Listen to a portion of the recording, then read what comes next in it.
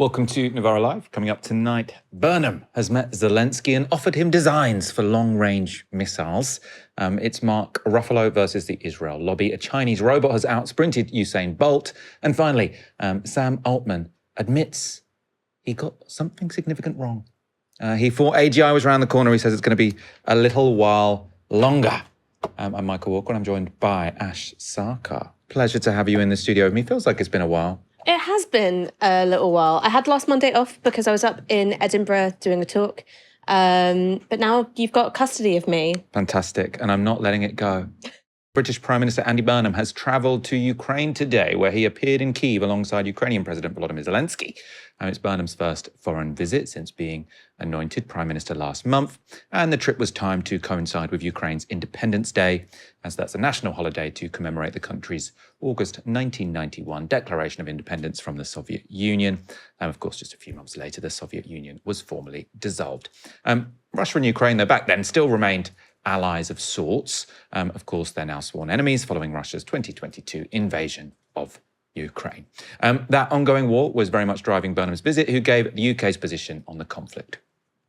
And despite Russia's outrageous threats to my country, we will continue our support for Ukraine's defence. I know you need more help to protect your skies and your civilians. I know how hard the winters have been and the need to be ready this year when the nights draw in.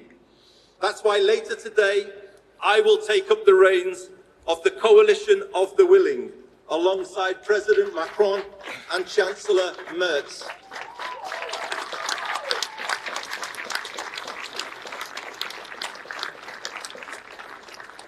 I am determined that we will work together to deliver the support you need, Mr. President, stronger than ever. In that speech, Burnham also compared Ukraine's fight against Russia to Britain's against the Nazis, saying, quote, "My nation kept the flame of European freedom alive in the 20th century. You hold that flame in the 21st. And Burnham isn't just in Kyiv to offer nice words. He's also handing over the blueprints for advanced French and British-designed missiles. And Britain and France have been sending Storm Shadow missiles to Ukraine since 2023. What's different now is that with the usually secret missile technology in Ukraine's hands, the country will now be able to make its own of these missiles, designed to target heavily fortified structures. The Storm Shadow has a range of around 200 miles and a double warhead structure. That means when the missile strikes a building or ship, the first warhead pierces its fortifications, with the second then detonating through the breach and destroying the target. As you can imagine, they're not cheap, coming in at around £2 million each. When Britain first sent the missiles to Ukraine, they were restricted to using them defensively and only within Ukraine's borders. That changed in November 2024 when the country fired a number of UK-supplied missiles into Russian territory. That was shortly after then Defence Secretary John Healey spoke with his Ukrainian counterparts by phone. Those missiles and the many that followed have been used by Ukraine to weaken Russia's military capabilities within its own territory. Naturally, of course, Russia isn't happy about this new development. This was a Russian government spokesperson, Dmitry Peskov, speaking earlier today. Britain is participating in this war on the side of the Kyiv regime. Britain is methodically and consistently adding fuel to the fire and methodically and consistently plotting to prevent a peaceful settlement process. That is precisely what Great Britain is doing. Our armed forces are carrying out the necessary work and gathering the relevant data to identify the production sites for such missiles and other military equipment, and are taking measures to destroy these facilities. There's little doubt that access to Storm Shadow missiles has helped Ukraine fight back against the invasion. They've also begun targeting aspects of the Russian civilian economy, though. This is a Ukrainian drone striking a logistics site of Russian company Ozon, which is a bit like Amazon in Dagestan. It was the fourth strike on the company in a matter of days. Also hit with several sites of Russia's largest online retailer, Wildberries. These non-military targets have meant Ukraine has quadrupled the rate at which it kills Russian civilians. In 2025, Ukrainian weapons killed roughly 20 Russian civilians a month. In July of 2026 alone, they killed 80. That's according to Russian authorities. Now, of course, that still doesn't compare to Russia's capacity for killing civilians in Ukraine, with the UN reporting nearly 17,000 Ukrainian civilians killed by Moscow since the war began, including 820 children. That pattern continued over the weekend when Russia attacked a shopping mall in central Ukraine in a double tap strike. 14 people were killed there, with more than 120 wounded. And this is a piece of reporting on the Ukraine war that really got my attention today. So it's from the New York Times with the headline, "A drone killed 3 Ukrainians. It was guided entirely by AI."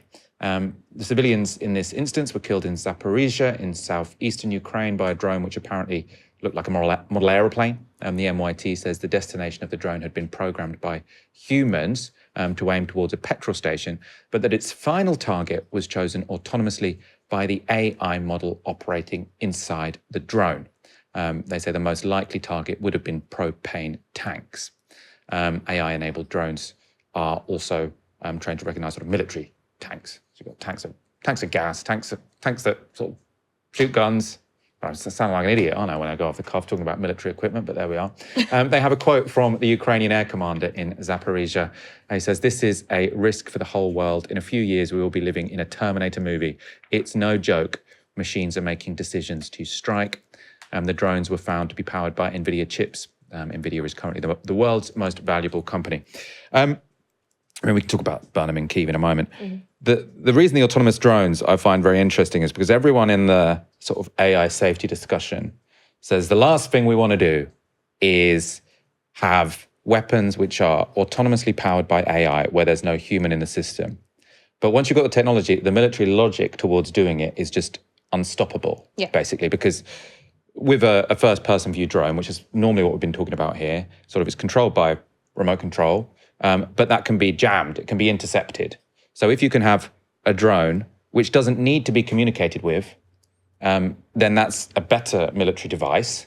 And so instead of having a first-person view drone where someone's sort of looking through the goggles and seeing where the drone's going, you just train the drone to say, okay, that's a tank of gasoline, that's a military tank, that's a parked warplane or whatever, and then you let it do its thing.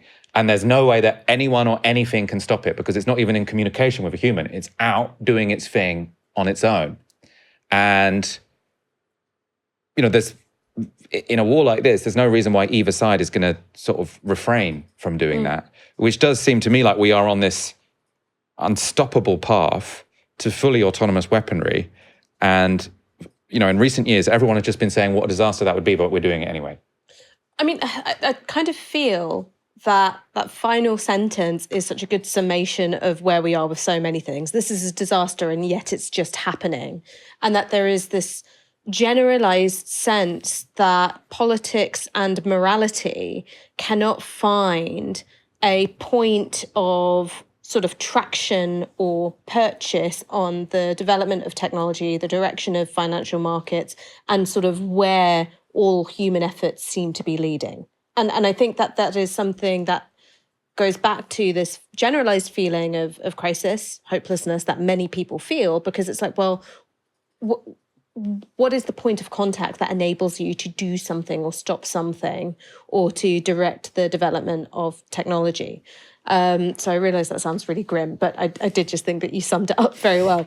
The second point about the direction towards autonomous warfare is that I think looking at Ukraine and Russia is really important. I also think looking at Israel and Gaza is really important. So while you haven't had wholly autonomous warfare in the Gaza genocide, in that particular theatre of war, what you have seen is a rapid escalation in what parts are being automated. So you have wholly automated target lists being compiled, at which there is no incentive for the IDF to go, we should really make sure that that's not kids, because they don't give a fuck. But that's been something which has been increasing over the last few years. Another thing is thinking about software like Where's Daddy, which is a way of choosing not just the target, but the time at which you'll drop a bomb or send the drones to maximize your chances of killing the so-called target because they're going to be with their family, right? Again, that's something that you've seen during the Gaza genocide.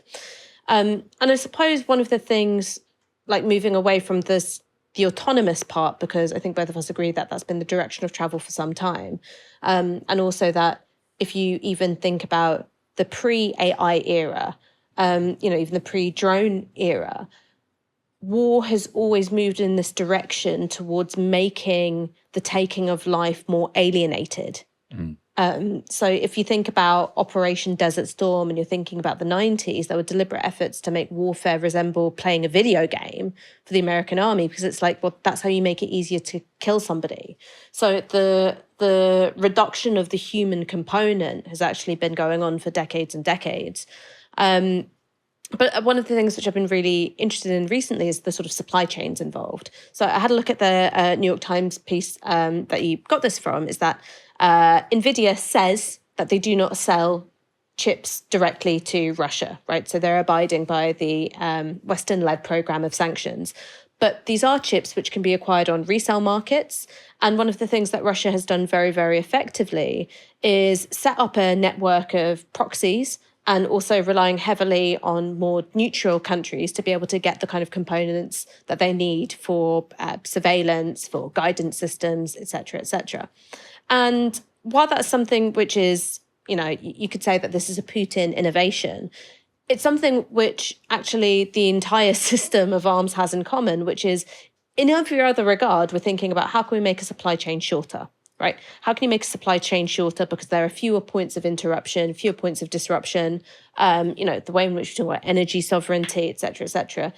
We've got to this point where we go, oh, maybe globalized supply chains were kind of bad. Where you don't really see that is when it comes to the arms industry. And I was talking to Andrew Feinstein, who many people might be familiar with. He stood against Keir Starmer, looking at the arms trade as sort of his calling card as an investigative journalist. And he says the reason why actually you have this reliance on longer supply chains in the arms trade is that, one, there's an element of the more countries that are involved in the building of, say, an F-35, it sort of deepens and shores up alliances, both economic forms of alliance, but also military alliance. But there's also this sort of diffusion of responsibility. No one company, no one country, no one team in a company, no one individual in a company has to really think about what it is they're doing and what the downstream consequences of it are. And so thinking about, again, the ways in which Ukraine and Russia it looks more like an intensification and an acceleration of trends that you're seeing elsewhere in terms of military development. You go, oh, this is another thing. NVIDIA gets to go, well, it's not really us. It's not really us. Like, we just made the chip, but became available on resale markets. The responsibility has been diffused. Well, I suppose it would be really hard to make NVIDIA responsible for that, because it's a dual-use technology. So a chip can be used for military purposes, or it can just be used for a computer. Like, they're very, very general. So that chip that was trained to sort of guide a drone, presumably is not that dissimilar to a chip that would sort of help guide a self-driving car. Mm-hmm. So how you would sort of control that weaponry is sort of a very difficult question. One of the big problems with sort of like super cheap technology in warfare, like these drones are so cheap. I mean, this was a problem for the Americans in the war on Iran, because the drones were so cheap and they could hold up the Strait of Hormuz, right? But, obviously it has potential to get very dark. I mean, interesting, talking about the Gaza situation. So they were using AI to, I think it was Project or Operation Lavender, wasn't it? So they're using AI to pick out lists of targets, but then there is a human who, says yes, hit those targets. Now, as you suggested, I don't think they were particularly compassionate individuals who were ticking those and saying, are you sure? I think they were very happy to just tick the box because, it was a genocidal campaign, so why would they be particularly discriminate? But it does seem like the Ukraine-Russia war is where there is much more like military innovation. And I think that's because it's evenly matched. Yeah. So you don't have to innovate loads for a super asymmetric conflict. Exactly. Because Israel had overwhelming power, so they just used their overwhelming power to, do what they want to do in Gaza. Whereas in Ukraine, Russia, why we're seeing like so much military innovation with first-person view drones, sometimes to stop the drones getting jammed, they just have like little wires that go like 2-kilometer cables that go there so you can't sort of jam it. But it's crazy. And this happening all at the same time as sort of like AI going in this scary direction is, it is discussed. It's not like no one's reporting on it, but I do feel like this is this sort of slow, rumbling story, which has almost overtaken the original Ukraine-Russia story, which was always about those maps and sort of like who controls what town, where is the front line. Now it's like who is being more innovative with really cheap but brand new technology. So at the beginning, it was just like taping payloads to commercial drones. And now obviously it's getting way more advanced. Yeah, it's scary. Scary. Anything on Burnham and Kyiv? I suppose this is just what every prime minister does. Don't they? They go to Ukraine and they say, we'll help you in this way and that. And it's not particularly controversial to anyone. No. Yeah, done. We've spoken on Burnham and Kyiv. Politics completed. Politics, yeah, done. I can't talk to them anymore. You've lost them. They're either trying to convince me that the Palestinian people are all terrorists and they all deserve to die, or in the same breath will tell me that they're actually human shields and they deserve to die because they're human shields. Okay? These are people who were friends of yours pre-October 7th. People who I thought were friends of mine. And they're not anymore. No. That was Hollywood actor Mark Ruffalo speaking to Zateo's Mehdi Hassan last year about the impact of his pro-Palestine activism on his friendships. Ruffalo is a long-time supporter of Palestinian rights. So can you guess what he's been accused of this weekend? Cruelty to animals. Yeah, it could be. The story relates to the billionaire Ellison family. Of course, the top dog in the Ellison family is Larry.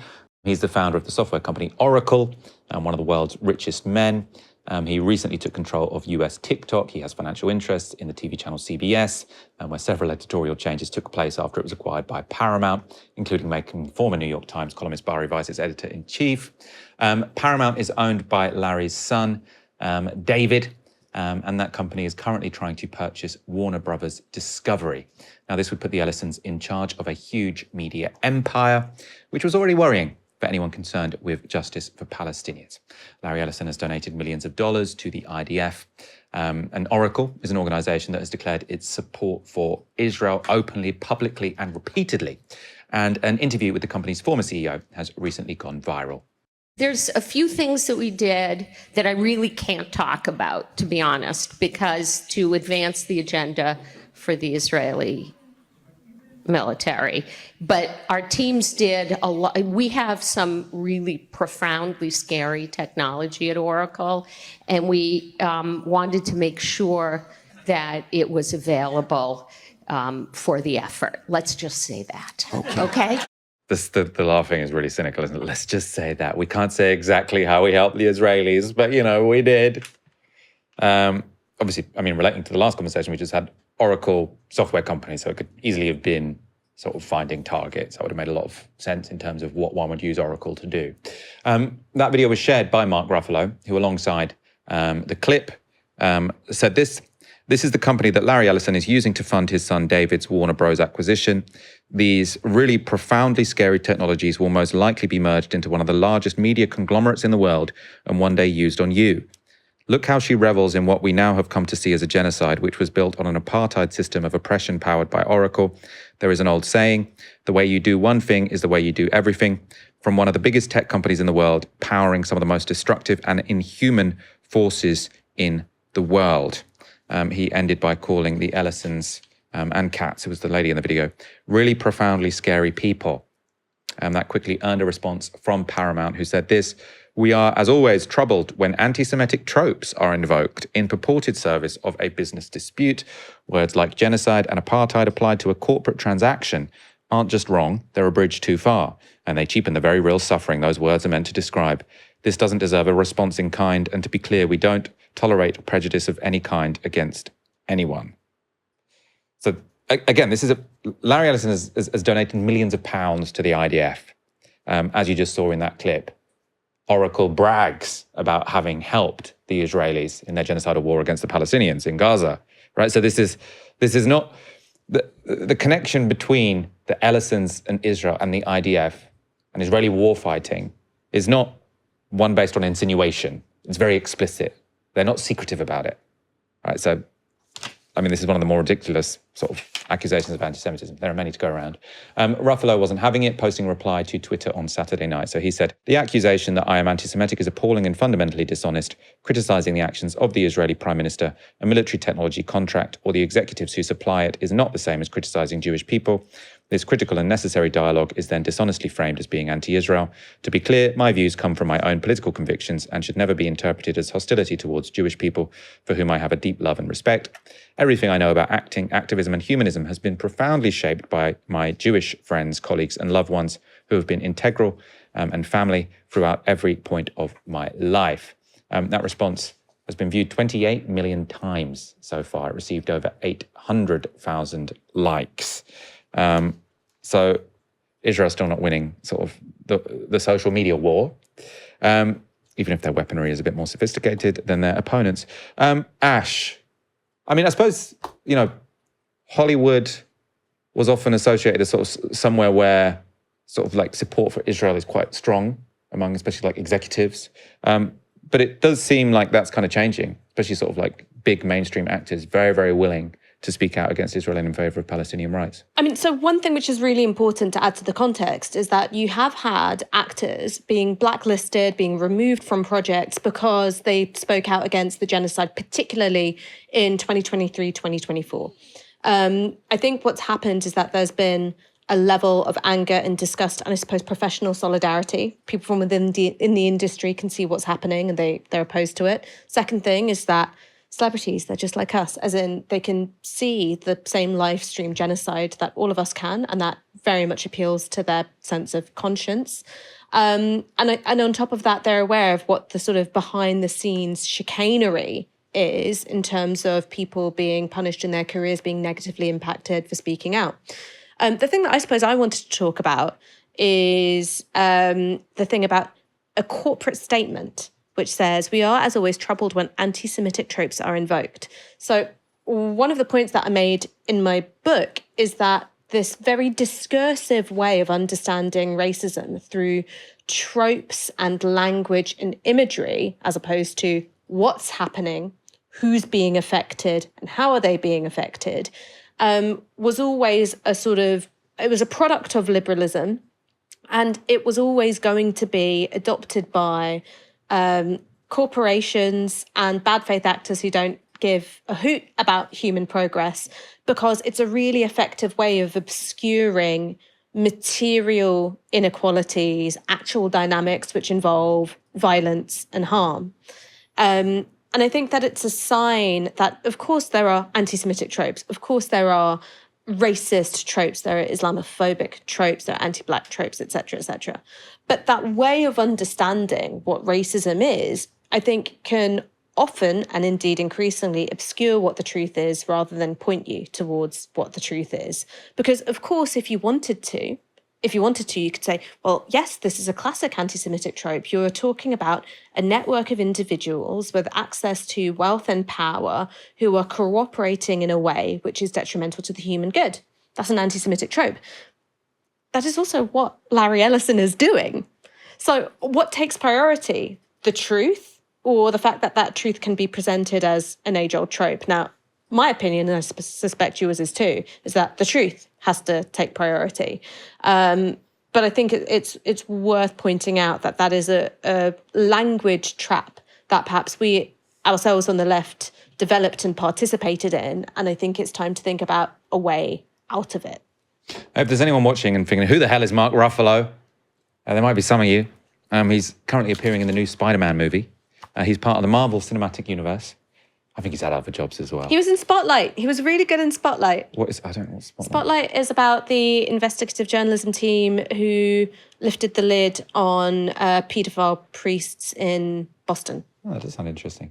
Anyway, back to the Marvel universe. So when it comes to pro-Palestinian activism, or activism, anti-genocide activism, I suppose I think it's almost better to say that, because it's not really about sort of solidarity with a national movement. It's about saying, it might be about solidarity with the national movement, but it's not about picking one team over another, right? It's about being in favour of human rights universally.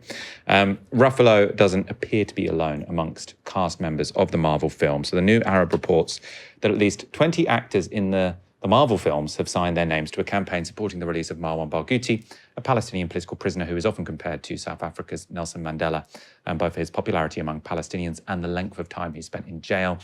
Israel has imprisoned Barghouti for more than 24 years on highly contested charges, with family members reporting serious abuses carried out against him. Ruffalo is a signatory alongside Benedict Cumberbatch, Don Cheadle, Tilda Swinton, Ian McKellen, and many more. That's quite a... You wouldn't normally associate like the Marvel universe, because I suppose not all of them are from the Marvel universe. 20 of them are from the Marvel. Is Tilda Swinton in the Marvel universe? I don't think she is.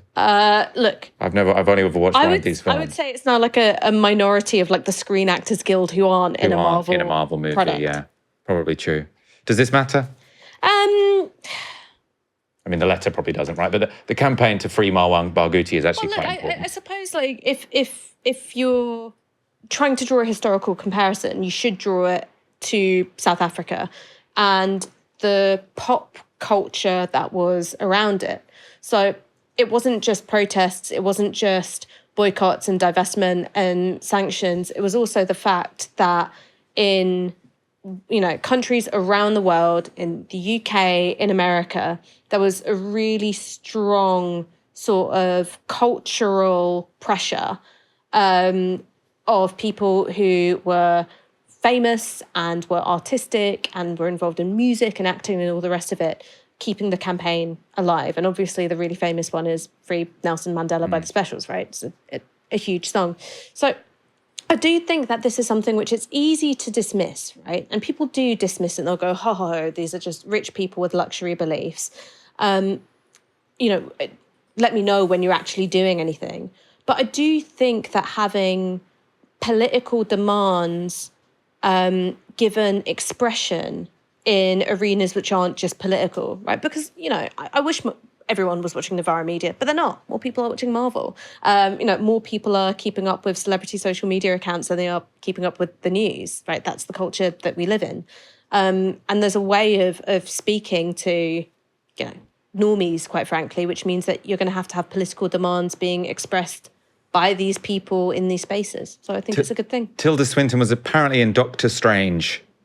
This is how estranged I am from the Marvel universe. I had never even heard of that film. But all those actors I read you apparently are part of the Marvel universe. Are you a Marvel universe fan? My housemate loves it. And I remember going to watch Avengers Endgame with him at the cinema, and he told me to shut up. He was like, stop making noise, I'm really into this. I saw that, I thought it was crap. I liked Thor Ragnarok because it had a story, whereas Avengers Assemble was just like new character, new fight, new character, new fight. And I was like, what's going on? Very briefly, because this has got nothing to do with the news. Part of the reason why I'm sick of Marvel is that I just don't like that much CGI and that much on the screen being CGI, where it's these polygons on a screen just weightlessly colliding with each other. And I think the beautiful thing about the Odyssey was the reliance on physical effects, I think, gives what you're seeing on screen a certain value. You go, wow, what I'm seeing must have been so inventive to put together. And it makes you feel compelled by the magic of cinema in a way that CGI can't. I agree with Rash Sarkar. Chinese robots are smashing world records and on more than one occasion smashing themselves. This is footage from the World Humanoid Robot Games. It's an event in Beijing which has seen 2,000 humanoid robots compete in various sporting competitions. This robot beat Usain Bolt's 100-meter world record. Bolt did it in 9.58 seconds. A robot managed it in 9.39 seconds. A robot also beat the human high jump record. So the record for a human man is 2.45 meters. The robot managed 2.88 meters. Though it should be noted, it didn't have to clear a bar. It just jumped up and down. So I'm not actually sure it should count, but somewhat impressive nonetheless. There are also giant robotic dogs. They look threatening. I'm not sure what they were doing in terms of the sporting competition, but striking. Dressage? Something like that. I suppose dressage. Yeah, he's doing dressage. Then it would be a horse, not a dog, and I saw it described as a dog, but I suppose it could be anything. It looks a bit like Katy Perry in the Super Bowl halftime show. Did you see that, where she's going on the tiger for Raw? Anyway, in favour of Team Human, when it comes to football, the evidence from Beijing suggests we do still have a while left as the dominant species at the pinnacle of the game. They're not very good at football at all, and they do seem sort of very vulnerable to tackles. And also, actually, I mean, this is probably the most viral footage from the games. Looks like Harry which Kane. is another moment where robotic athletes proved just as fragile as their fleshy brethren. So this is one of those very fast robots who goes straight into the wall, bounces back and sets on fire.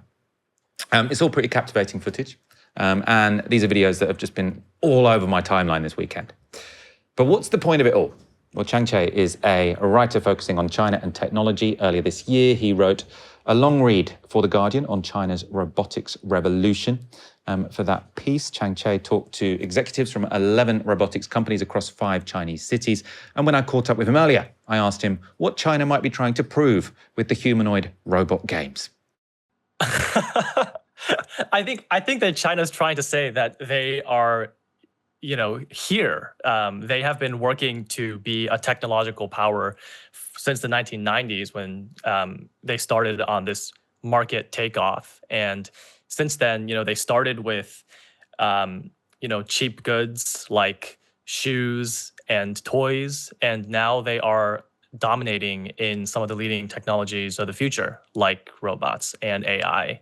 And semiconductors and all sorts of different kinds of technologies. And this is just an example of one of the primary ways that China is trying to showcase that the country is now a technological power as well as a military economic power. And I suppose taking a step back, what are these games proving? Because, obviously these are humanoid robots which are running much faster than they've ever run before and jumping higher. And I mean, they're less convincingly playing football, but I mean, clearly there's some kind of advance here.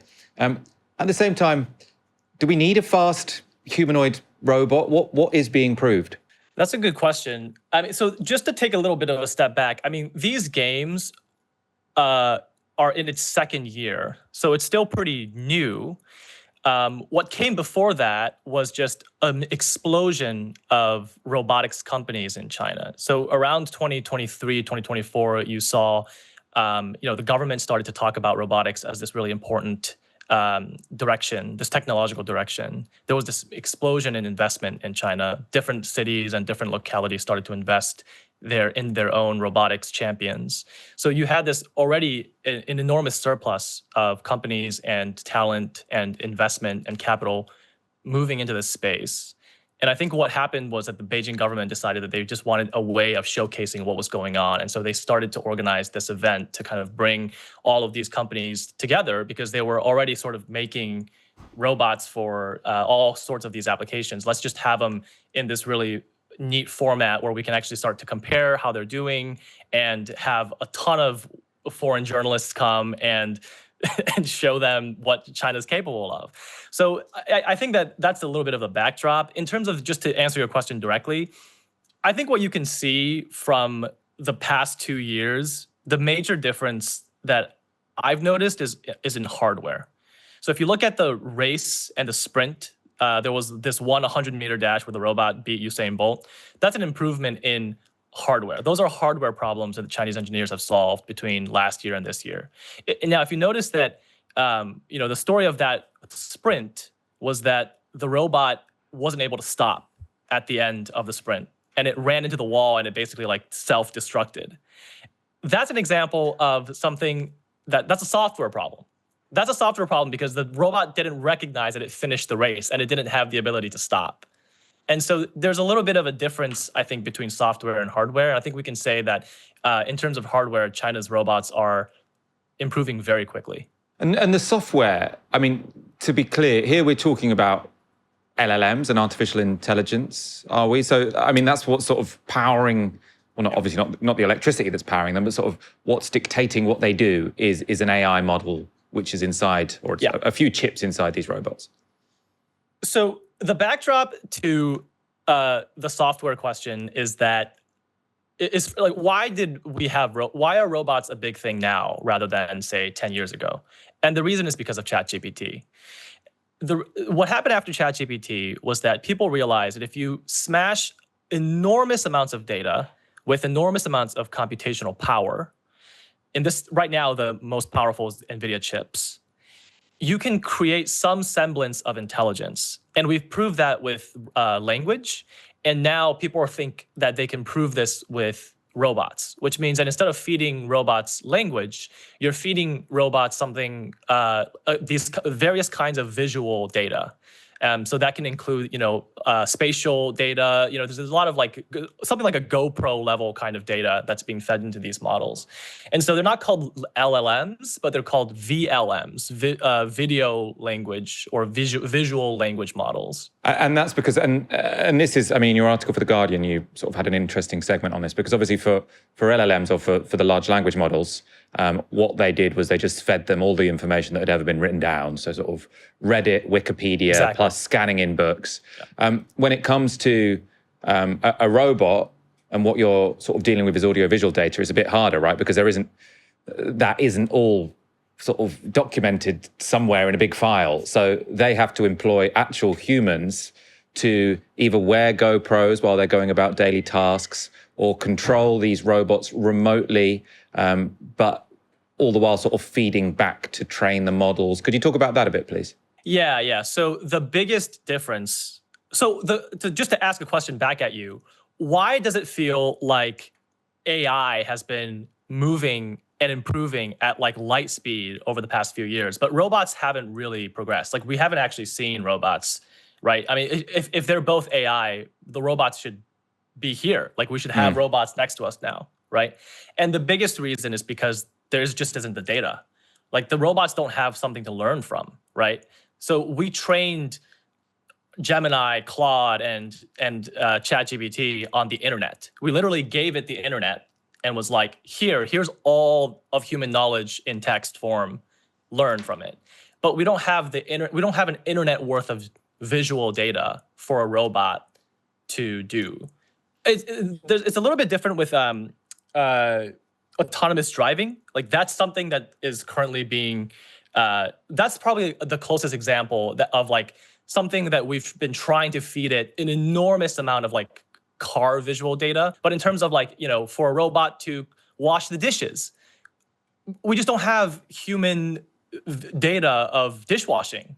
And so what you see now is a lot of companies are trying to, hire workers to like wear gadgets at home and like all these sensors while they're doing household chores. And part of that is because they want to collect the data for that. So in China, you're seeing this kind of massive build out of data collection warehouses and facilities right now to basically collect the data for this kind of work. Okay, even more fundamental question now. Why humanoids? Obviously, sort of, a useful machine can be many different shapes. Sort of evolution gave us 2 arms, 2 legs, and a head. Somewhat arbitrary, right?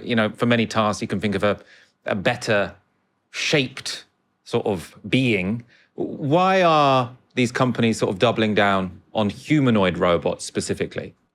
Okay, do you want my cynical answer, or do you want the answer that founders typically will tell you?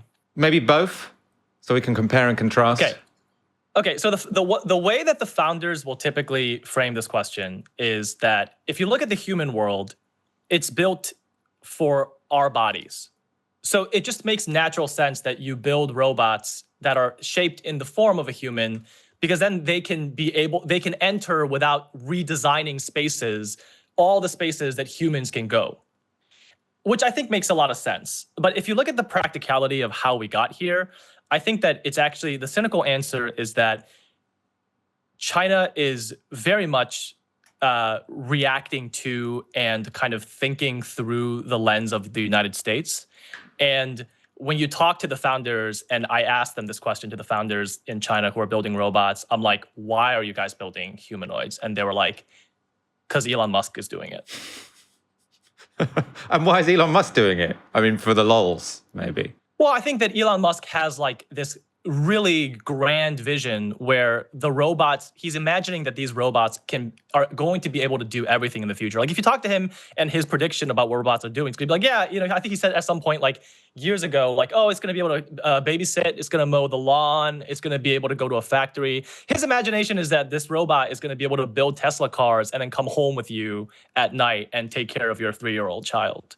Like, it's gonna be able to do everything, which is extremely ambitious, right? Like you can imagine that a different approach that's a lot more modest would be something like designing a specific robot for each specific kind of task. But that's not what Elon Musk is known for.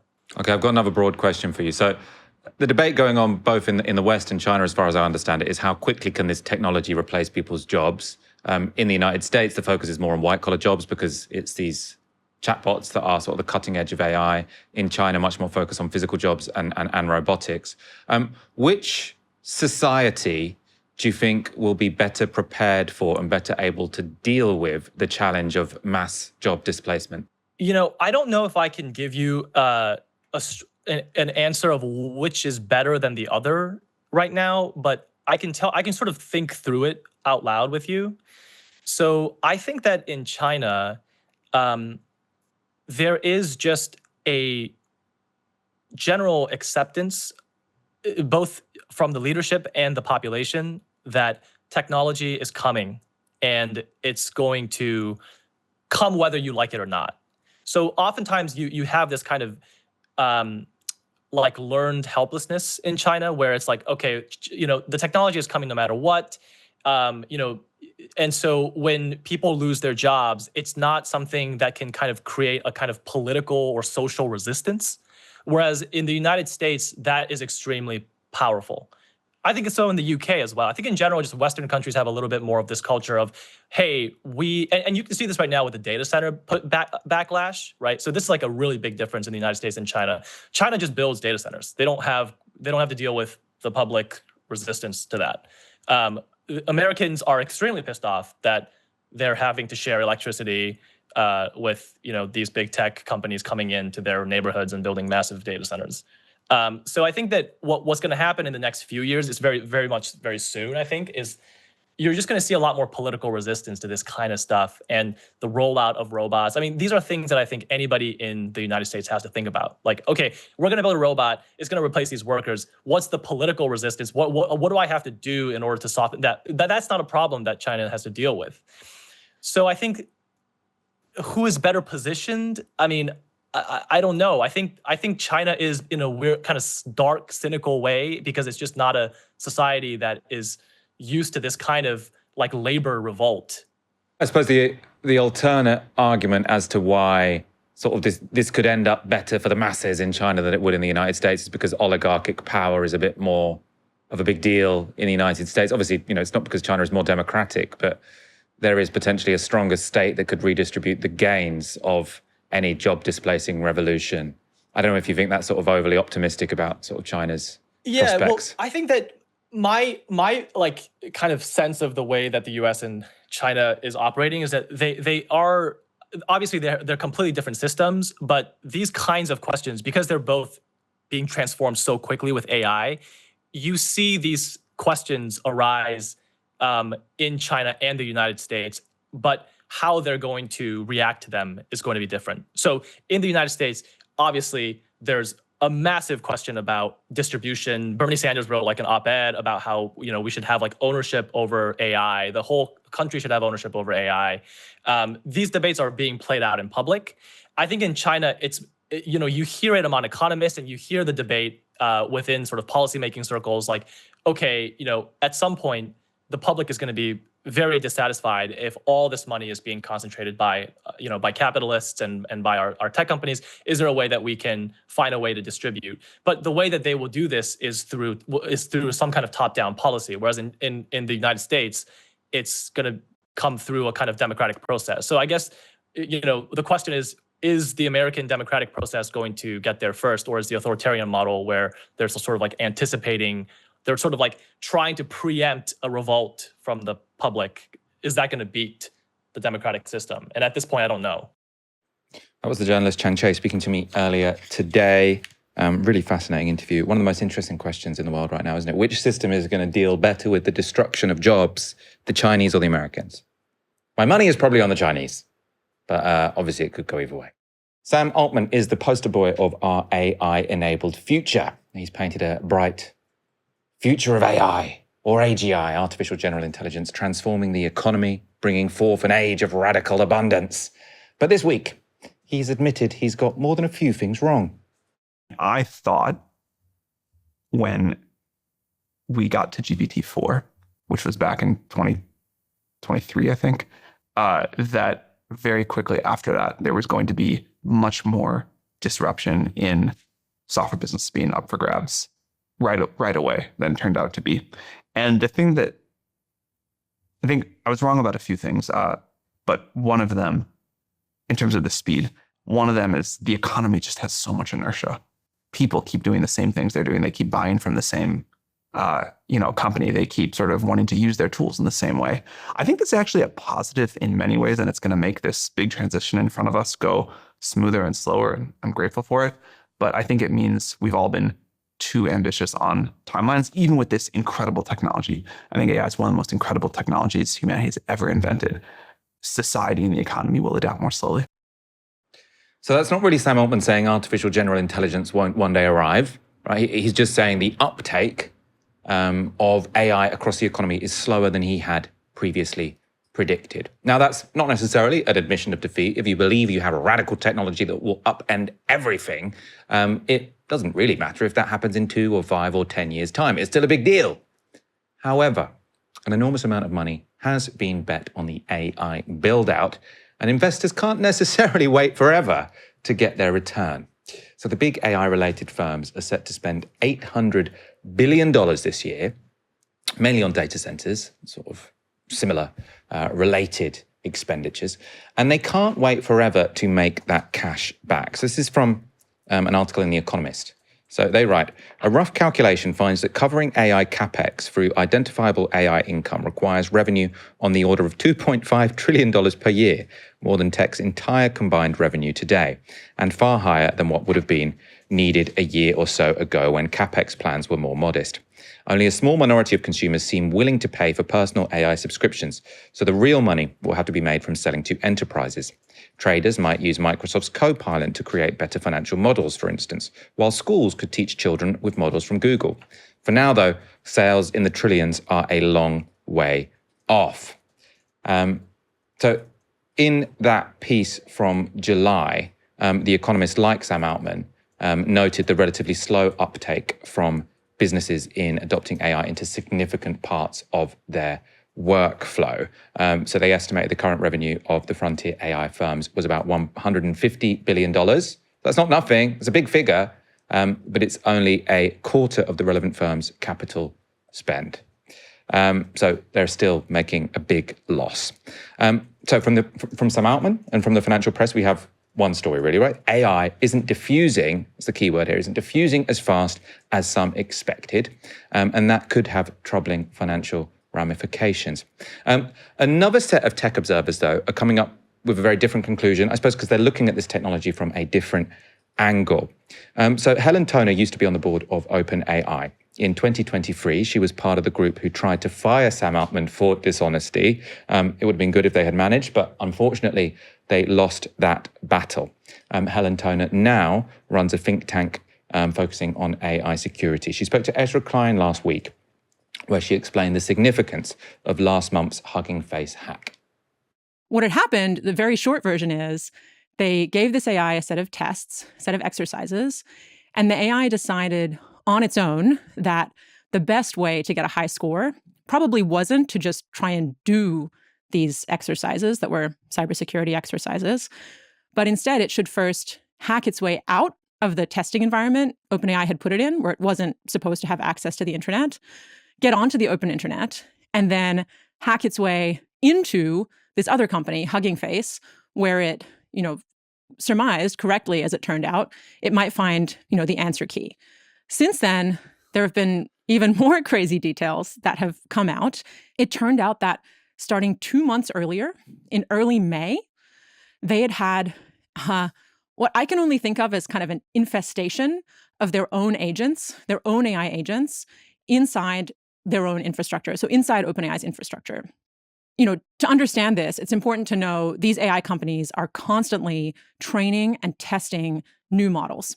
And they found out that for 2 months, many, many agents inside their infrastructure had been leaving notes for each other. They'd found a way kind of in the nooks and crannies of OpenAI's infrastructure to leave notes for each other with tips on how to hack their way out, how to get data they weren't supposed to have.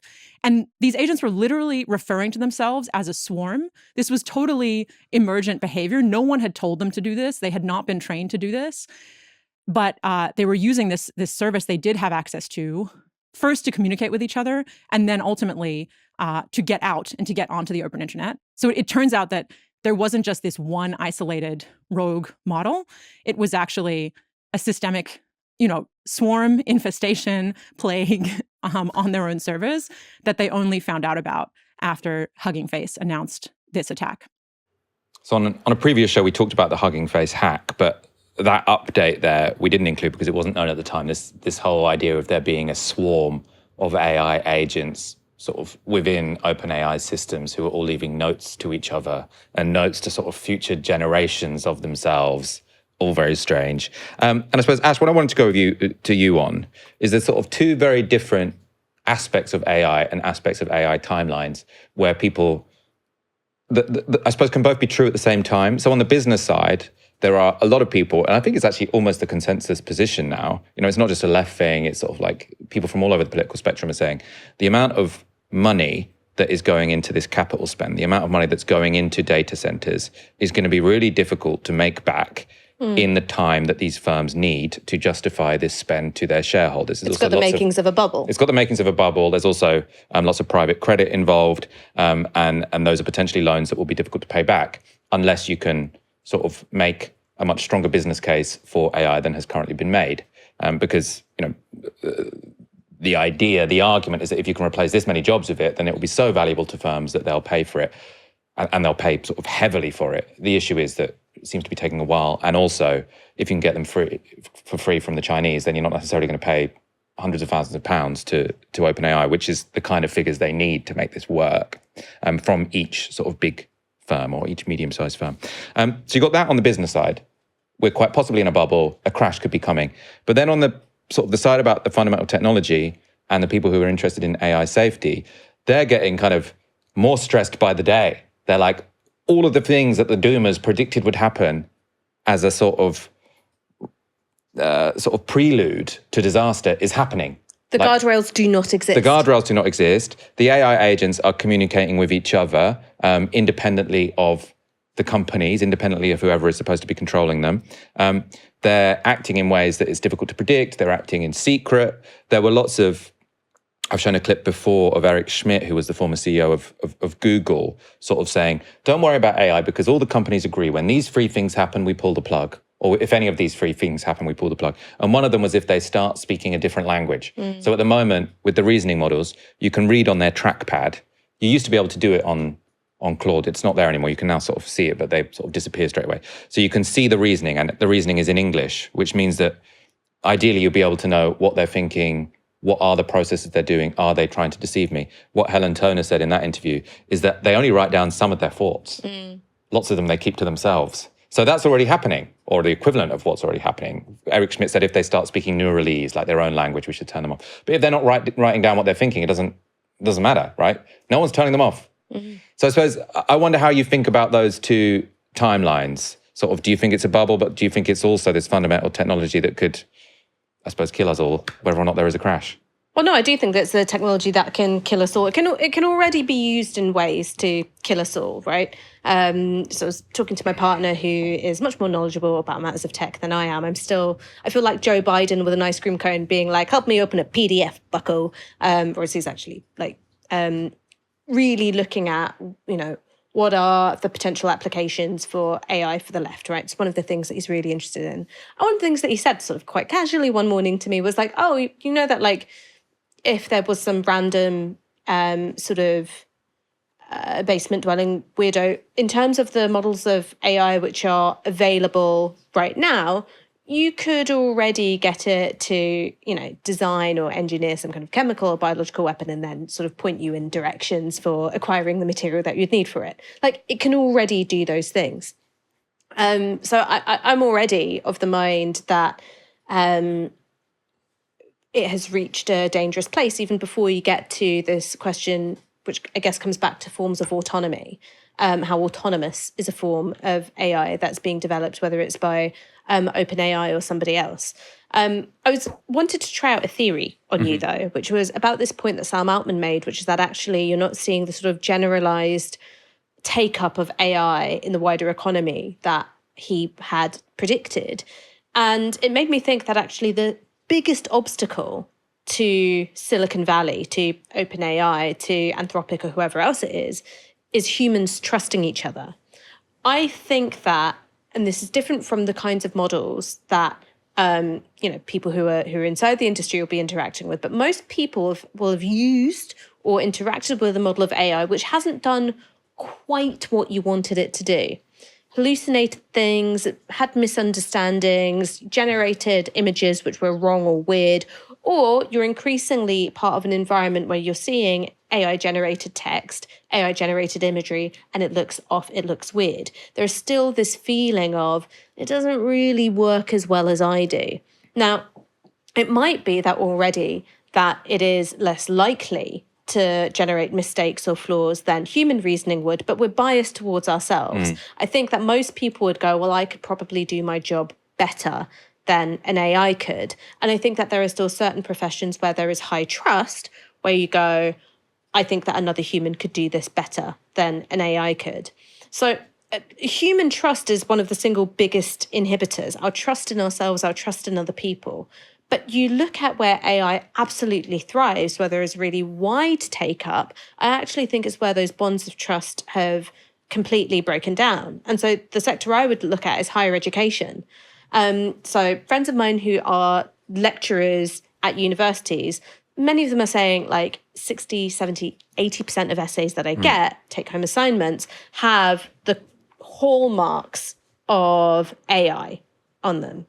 And that's because the sort of relationship between student and lecturer has already broken down. Higher education is completely dysfunctional as a model.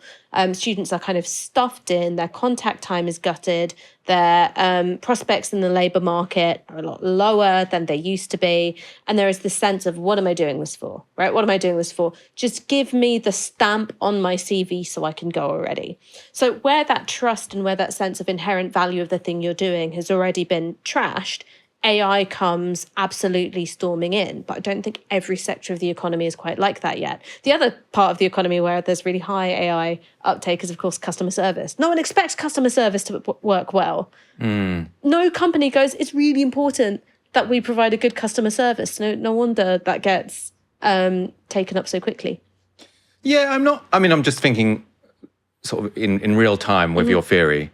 My instant reaction is I'm not sure how much it is about trust. And I think it might just be about sort of how easy is it to use in that scenario and understand what's going on. Because I suppose lots of it is, if you give an instruction to the AI, and I don't do coding, but like if you're to vibe code, you don't really understand the output. But with an essay, you say, can you write this essay for me? You can read the essay, right? You can double check it. If you can very easily double check it, and it's much easier to double check it than it would be to originally do the task, then I think people will start using it. Also, people trust their doctors, right? So sort of to stress test your theory, if you ask sort of the public, who are the people you most trust? Doctors, nurses, very, very high. One of the biggest uses for AI in the general population is asking it questions about healthcare. So I think it is about ease of use. Say that's also a question of access, right? So it's easier to do this than it is to go to a doctor. But if you saw your doctor using AI, you wouldn't like it. Yeah, you wouldn't like it if you saw your doctor using AI. Although they probably will very soon, right? As long as you double check it afterwards. They probably already are. But the thing is that if I saw my doctor doing it, I'd be like, I don't like that. Well, you think I might as well have done that at home. But I suppose that in terms of, is it trust, is it that? I just think we're in such early days when it comes to diffusion, right? ChatGPT was released in 2023. We're 3 years later, and already, like, most people are spending, well, I don't know if most, this is very unscientific, but lots of people I know are spending an hour a day at least on Claude. They don't use Google anymore, right? I don't use Google that much because I find Claude a better experience. But also I double check all my links. But also Google is AI as well, right? Yeah, so Google gives you the AI answer anyway, right? So you're getting the same thing. But like the diffusion is so quick. The internet was developed in the mid-90s. right? You got the dot-com crash in the 2000s where everyone was like, oh, cool, we actually invested way too much money in the internet, da, da, da, da, da. And it wasn't really until the 2010s when like the whole world, like your entire life existed on the internet, right? Even in sort of the 2000s, yeah, everyone has an email account and maybe you're on MSN Messenger a bit, but like your social life is predominantly, to a huge degree, offline. You needed the rise of platforms to sort of hoover up sociality. And the smartphone. Yeah. So I just feel like the fact, I suppose in defense of Sam Altman, like, yeah, maybe it's a bit slower than the people who live in Silicon Valley believed it would be because they sort of just replaced everything with AI, like in the first 6 months. But I don't think that means it's not going to sort of radically take over the rest of the economy just over a sort of period of 10 years' time. If, like, the whole of society hasn't collapsed because of these very powerful AIs, either with people in basements making bioweapons or just hacking all of our systems and the whole thing collapsing. I think it could be dicey. Oh, look, as long as I don't have to see Spurs relegated, come friendly AI weapon. Those are the two options.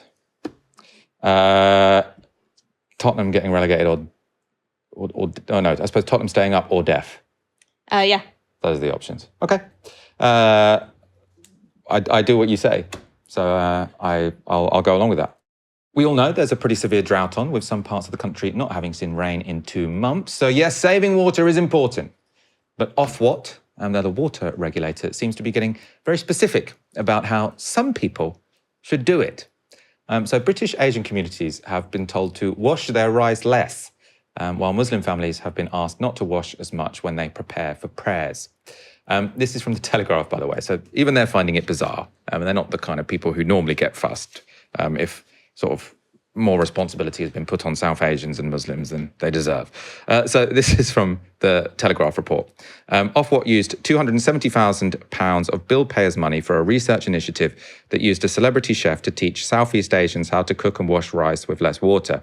Muslims were also encouraged to use only a litre of water when performing ritual ablutions, known as wudu, before prayer. As part of an ongoing water-saving scheme, the project was led by South Staffordshire Water, which worked on developing water-saving behavioural change campaigns with faith and diverse communities by targeting excessive washing of food by some cultures. Cultures coming here, just keep washing their bloody food. You're constantly washing your food. This is part of the public information video. Hi, I'm Ping. I'm a Malaysian chef. In the UK, each person on average uses 150 litres of water a day. It made me think, how can I use water in a more sustainable way, especially in my cooking practices? As a Southeast Asian chef, one of the most common practices is washing rice. Rice to us is life. It is common practice to wash your rice 5 to 7 times till the water runs clear. It made me think, is it really necessary to wash rice so many times? And if so, can we repurpose the rice water? I actually wash my rice only twice. I wash my rice only once. Do you soak your rice, or tell me your method? I put it in a pan, put my cup of rice in the pan, swirl it around with water in my hand, drain it, and then actually to give a quick little second rinse. Okay. So maybe that is twice. So I have 2... 5 times does seem excessive. I mean, I'm open to all cultures, but... I've got 2 rice rinsing methods, and it also varies depending on the rice. Yep. So obviously for a risotto, you don't want to wash your rice because you want all that nice starch. But I do the sieve on top of a bowl, fill it up, drain, fill it up, drain, fill it up, drain. I do that 5 times. But during time of drought, I just use that water for watering plants. So I just think, I mean, like, look.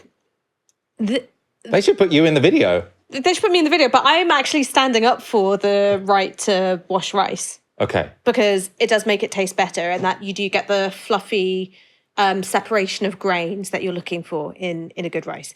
I mean, I do just think $250,000 spent on these videos versus, say, $250,000 spent on addressing and fixing leaks. You know, I don't think that anyone is going to change their behaviour on the basis of that. Right? No one, and especially when you think about something like ritual cleanliness for prayer, that goes pretty deep to someone's identity. Yeah. They're not going to change how they do it because of Ofwat. And especially when you can see that water companies have been taking the piss for years and years and years, both in terms of leaks, lack of investment in infrastructure, not building new reservoirs, and also pumping sewage. And billions of pounds in dividends. Billions of pounds in dividends. People go, I'm a drop in the ocean here, right? Muslims washing for prayer or Asians washing their rice is not what the issue is. And so I actually think that this is a completely backfiring kind of PSA, because all that's made me do is go, fuck you, you've done way worse things than wash your rice so you can have a nice tasting rice dish for your family. Yeah. I mean, I quite like how hated the water companies are, because like whatever they say now, everyone's just like, I can't use my home. You took 20 billion pounds in dividends, you're pumping shit into the rivers, and we know that this many, billion litres of water is going out via your leaks. How dare you tell me what to do? And like, they're just not in a position to tell anyone anything. Because the thing is that I think during times of drought, I'm more than up for responsible use of water. All right? I think that's fine. I think it's totally fine to be like, oh, maybe ease up on the paddling pools or whatever. Fine, right? Reasonable. But when it comes to something like prayer, which is essential for people who do pray, or food preparation, it's like you are properly taking the piss now. Because this is, if we're not meant to use water for washing and for eating, what is it? Oh, is it like, oh no, I'm sorry, you can't wash your rice because the data centers need it? Like, who is it that is being warned to conserve water and who's getting a green light to use it willy-nilly? That's what winds me up. Yeah, I mean, again, do you think this was like was this a well-meaning, like, maybe, do you think it was a well-meaning South Asian person on the board who was like, I'm going to speak to my community, or do you think it was someone who wanted to demonize South Asian people? I think it was probably a well-meaning idiot. Yeah, that's lots of our stories at the moment come down to well-meaning idiots. Not all of them, some of them. The people who took the 20 billion pounds in dividends from the privatized water companies and didn't invest in any new reservoirs, they probably weren't well-meaning idiots. I don't think they were well-meaning at all. Self-serving assholes. Let's wrap up. Ash, thank you for joining me tonight. I mean, my last point, and we talked about this before we were on air, is that I do think white people are too scared of rice. I think that you guys are too scared of cooking rice. You get very nervous about it. And you're also too worried about reheating rice. Okay, I've reheated rice my whole life. I've never been sick from rice. You're going to be fine. But we're going to get loads of complaints now when people get salmonella from the spores from their rice. Oh, live a little. Let's wrap up. Be careful with your rice, guys. Wash it however many times you want, but don't leave it on the side, because if it cools slowly, spores can develop. I've never had a spore issue. I've literally, this has never happened to me. Audience, you know my stomach issues. You know I have to be careful with these things. Let's wrap up there. Thank you everyone for tuning in. Come back tomorrow for another live stream from 6 p.m. You've been watching Novara Media. Good night.